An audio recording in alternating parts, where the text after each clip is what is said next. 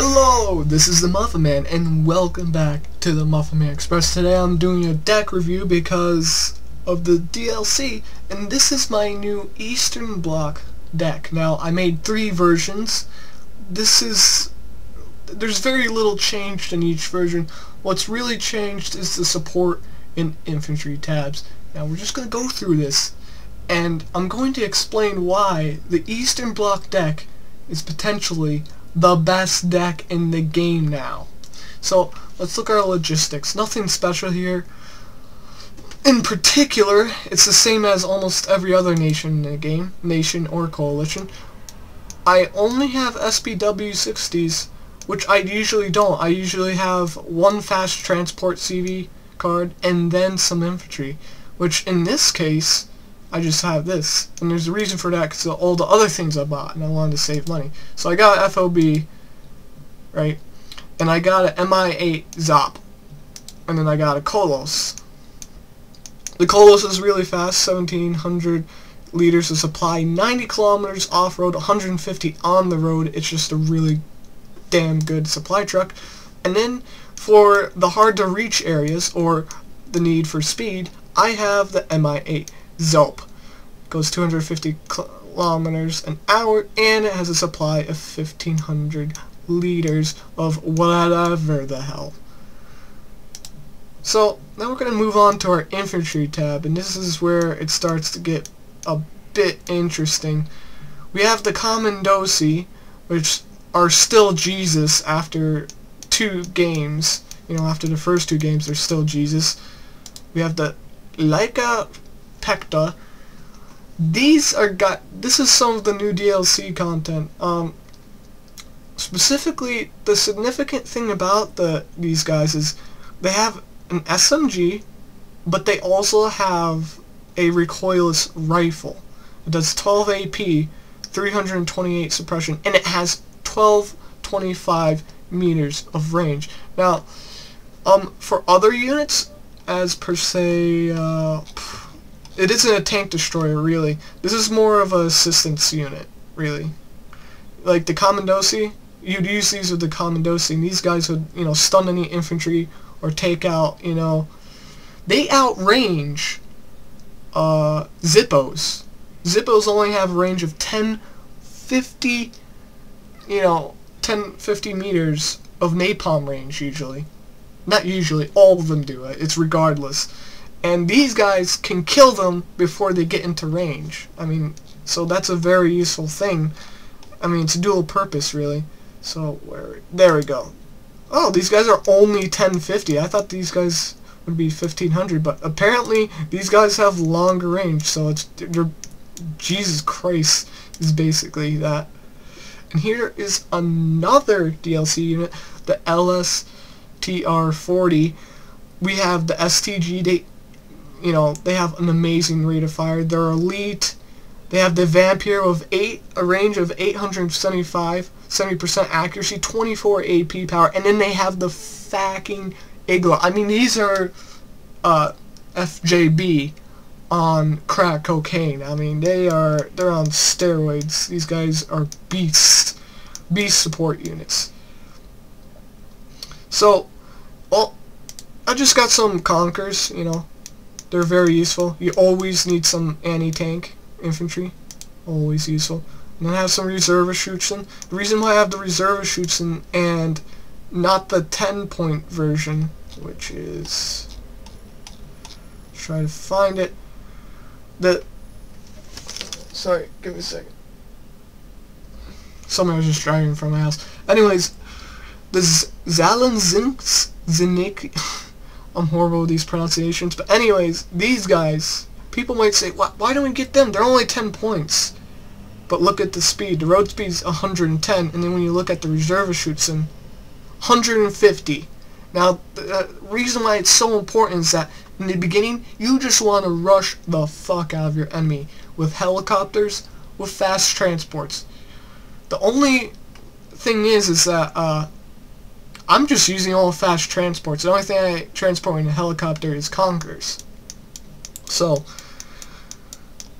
basically, I rely on speed in the beginning. So, there's that. So that's the infantry tab. So basically these guys, I just let them overrun enemy positions. These guys are my elite guys. I use them in the beginning to grab a foothold along with these guys. These guys support the commandosi in the beginning. And these guys, I usually only get one of them in the beginning. I just use them to shoot, they're dual purpose, so you can shoot tanks and helicopters. They're just really good, and they're elite. And they have some stealth, so it's really good.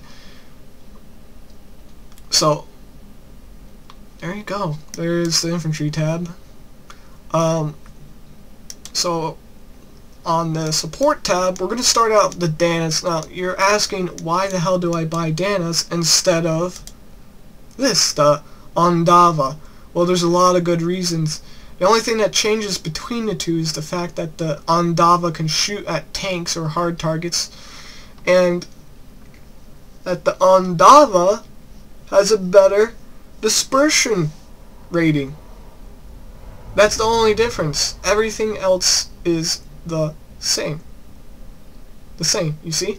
So, with a range of 18,900, I mean, there's no reason that, for me, economically, to get the Ondava, because I can just go ahead and, buy more of these.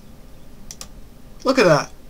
I can only get 3 trained of this, but I can get 3 hardened Danas. So there's no reason. It's just like, it's just better, to buy the Danas. They're cheaper and they do the same job. So there's that.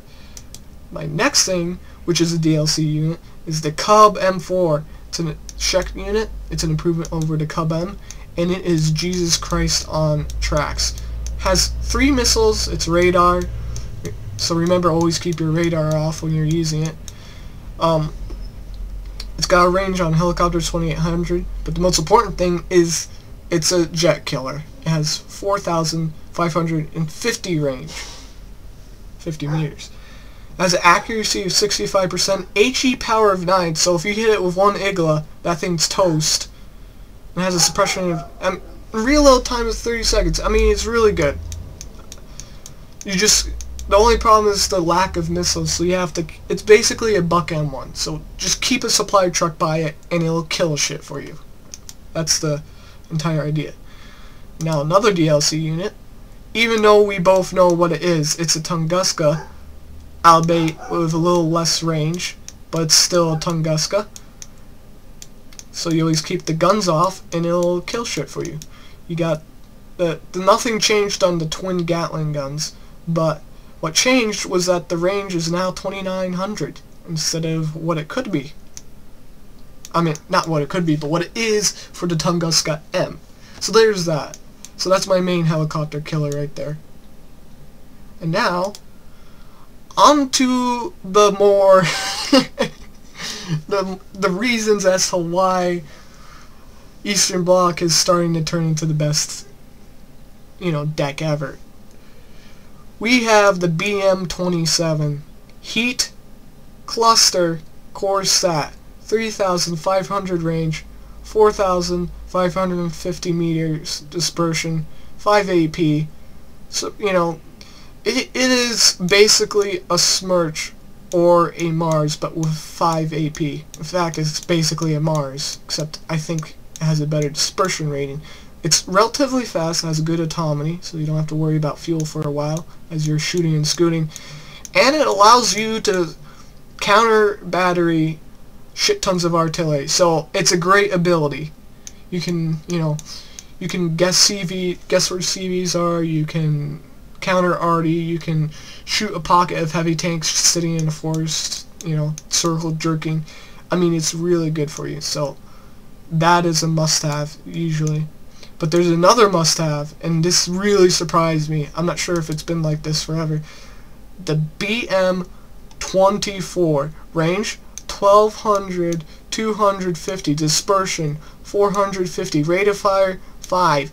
But here's the important thing: napalm, core stat, and you can get 5 of them. 5 of them trained. 2. So basically, I would use 2 per position. Like I would fire 2 on each position, and then I would leave 1 just to shoot anywhere I want. That is a major upgrade for the Eastern Bloc deck. That gives them so much ability. It allows you to stun infantry, drive infantry out of forces, drive tanks out of force. Napalm is perhaps one of the most powerful assault tools in this game, and it does bring a fear factor when you use it properly and your enemy starts to panic. It is really, really, really good that you have something like this. And the autonomy is amazing too. You don't need that much speed to get out of there before the enemy starts, you know, sending down their counter battery, because they're like, oh shit, that guy's got napalm launchers. But yes, there's that. So I just wanted to show you one more thing that I think is interesting.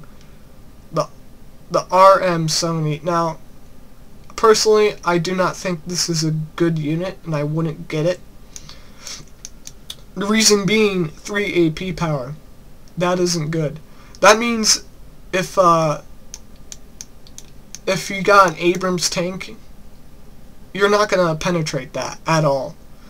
You are, however, going to do 1 damage per rocket. That's because it's heat.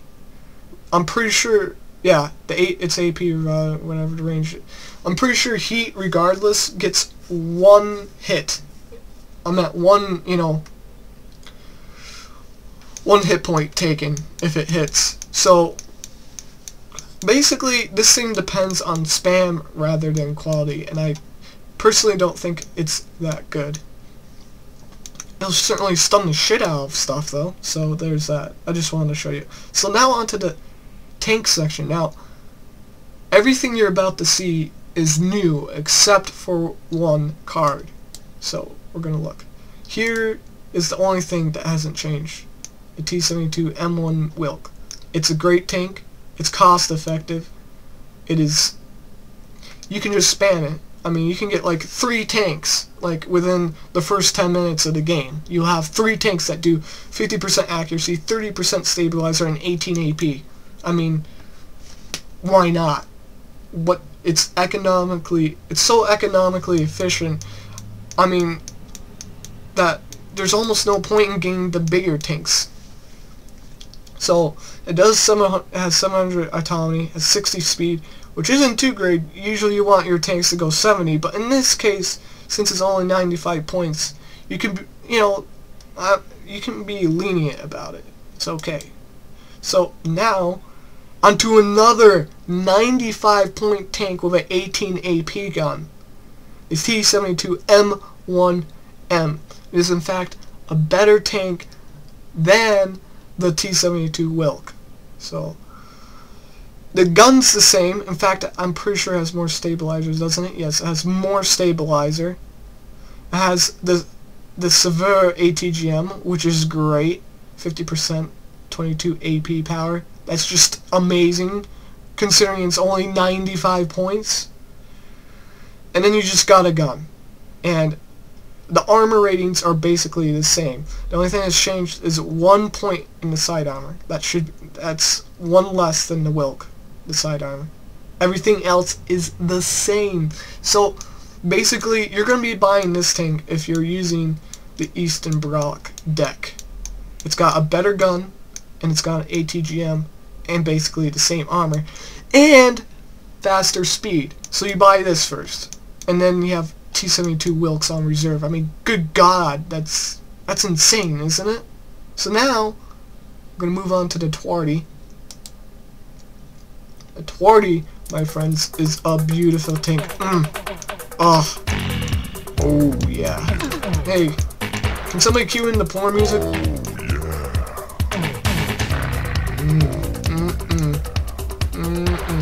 Okay, anyways, so the Twardy is a really good tank. 20 front armor, 60 kilometers an hour, 650 kilometers autonomy.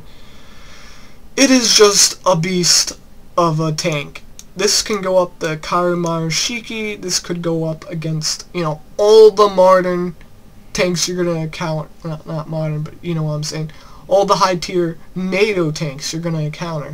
60% accuracy, 50% stabilizer, which is brilliant. That's basically a M1A1 Abrams. 22 A power, AP power, 4 HE, 9 rounds a minute. Now this is very important. It's only one less than than what you regularly get from NATO tanks. So keep that in mind, that it's 9 rounds a minute. That can really count. That can really save your tank in some situations. But the thing is, you don't want to rely entirely on your tank stats, as we all know. So now we're going to go to the T72 M2 Moderna. Oh.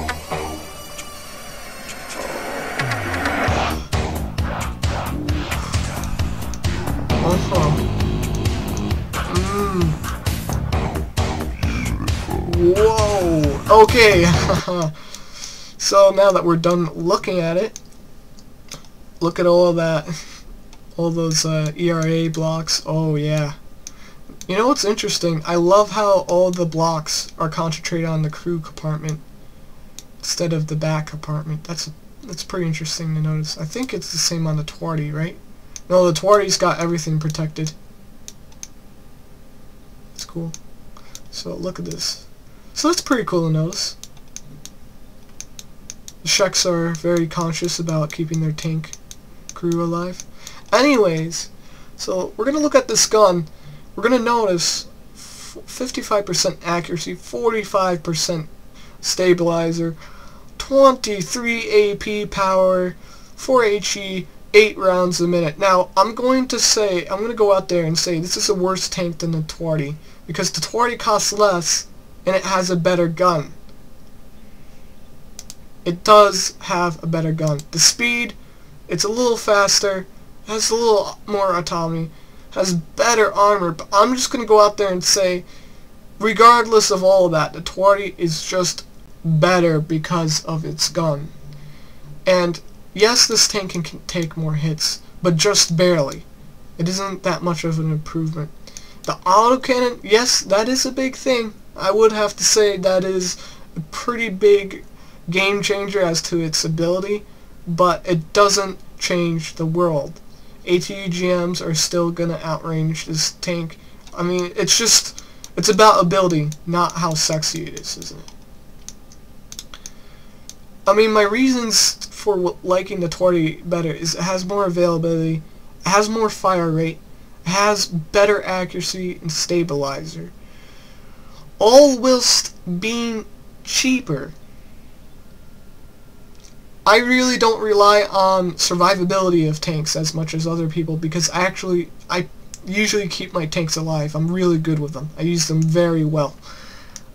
So this extra armor I don't really need, and the autocannon I really don't need, because I just don't need it. But you know, this is a great tank regardless, and you're gonna want to have it in your deck. It's something to call out when you have extra points. Same with the Twardy. I'm only going to call this out either when there's 4 M1A1 Abrams approaching me, or 2, I just have a shit tons of points and I just want a sexy beast of a tank. I mean, look at that. It's so cute. It's like a little cat. So anyways, this is my tank section. Now we're going to go on to our recon section. By the way, I'm pretty sure this is a DLC unit, this is a DLC unit, and this is also a DLC unit. Mind you, now Eastern Bloc can not just compete with NATO tanks, NATO heavies, they can beat NATO heavies, especially with a tank like this. NATO has nothing like this. NATO has nothing like this. It just comes down to that. These are the best tanks in the game now. I'm not joking. These are the best tanks in the game. So, we're going to go on to recon now. We have the Grenzer. I use these guys because they're cheap, they're fast, and they get the job done. These guys are on the front lines scouting for my, attacks and assaults, and they take the bullet to the face for their motherland. These are, these regular, they come in the SWKs that are 150 kilometers per hour, blah blah blah blah blah. Let's move on to DLC units. The Formosa, yeah, look at these guys. These guys are sexy. So, these are basically VDV in a sense. In fact, I could probably use them like VDV. In fact, I'm going to change that in this deck. Huh. Isn't that funny, guys? I'm going to change something. It's got 2. It's got 2A. So, instead of having... I do like the comp... So, basically, these guys are Navy SEALs. That's what they are. I mean, they're Navy SEALs. I think the stats on the Navy SEALs are a little better, but just barely. I mean, they're just barely better. Thing to notice is that, unlike the Navy SEALs, these guys have a little less range because of their 9mm submachine gun. They do have a... These guys are CQC, so these guys are perfect for storming cities. They are. They're really good. So, in fact, if I wanted to go for a cheaper variant of not Navy SEALs, of Commandosi, a cheaper version of Commandosi, I would go to these guys. So, if you're going for a full-out assault deck, I recommend getting 2 cards of these guys. You can get 10 of them, but you only really ever need 6 of them to get your job done, you know? You probably use 6 of them by the time the game's over, and then you'll have Commandosi on top of that. So, it's just like, it's really good. So, that's why I'm changing here. I mean, look at that. That's really good. I mean, look at this. I got these guys. I got these guys. I got these guys. I am just swarmed in absolutely fucking useful infantry. And more than that, Conkers. The LSTR-40. I mean, the abilities I have because of this DLC, it's amazing. There's no other nation like this right now, basically. Is my personal opinion about it. So, yeah, so I'm going to actually use these guys as assault troops in the beginning of the game. They're cheaper, they're cheaper, they have elite training like Commandosi, and they're awesome, really. That's all there is to say about it. And they can, you can turn them into recon after a battle if you want. And I use these guys as my actual recon. I have the MI2RO, of course, for start outs when I want to see where the enemy is. So there's that. Cool, they added, you can see the little fuel tanks on the sides, and I'm not sure what the hell that is, right? I don't know. Infrared box, who the fuck knows? Anyways, we're going to move on to vehicles, and you're going to notice the first thing I have is the Flame Panzer TO-55. Now, the Flame Panzer is very useful. Always have a napalm tank. Helps you support your infantry. Helps you support your tanks. I've even used it as smokescreen before. Just direct fired it somewhere and then use it as smokescreen. It doesn't always work though, guys. Don't always use it. Use it as last resort smoke. Because I've had ATGMs fly through napalm and then fucking make my TO-55 explode before. It was pretty funny. So, there's that. Now, onto a more interesting choice of vehicle. The ASU-85M. Now, you're asking, why the hell do you have this shitty thing? It only has 360, kilometers of autonomy. Its gun is crap. 30% accuracy. HE power of 3. I'm going to get that straight down to business. I have this tank because I use it as cannon fodder. And you're going to be asking me, why the hell don't you get the T-34? Well, I didn't think about this question beforehand. Oh, there's a lot of good reasons. First of all, the T-34 costs more. Second of all, it has less range. Third of all, same accuracy, less AP, less HE, less rate of fire, but a little more autonomy and speed. Other than that, though, there is nothing to like about this tank. It only has a little more armor, and I don't care about armor when I'm using cannon fodder. So, that's the reason why I go with the ASU-85, really. It's just, I know it's gonna die. I don't care. But, it's surprising how many kills I do get with these tanks. I've killed Abrams, I've killed MMIP Abrams, I've killed all sorts of infantry, They're really useful. Usually I get 4 ASU 85Ms and then a single heavy tank. So there's that. So there's the Pram. I don't know why I got it. It's just in the deck to fill the space, basically. There you go. The Sokol counters, air spam. WRG Genoise counters air spam. So now we're going to get on to the more interesting stuff. SU-22M4, 90-point ATGM plane. I'm going to replace that with the SU-25 because that's better. There you go. See, the SU-25 is better because it has rockets and ATGMs. It's really good. So I'm going to get that. So anyways, let's go on to a DLC unit. The MiG-29 9-12A. Oh, thermal barrack bombs. Napalm as well. It has the effect of creating fire. And, it's really good. I've used it. It's good.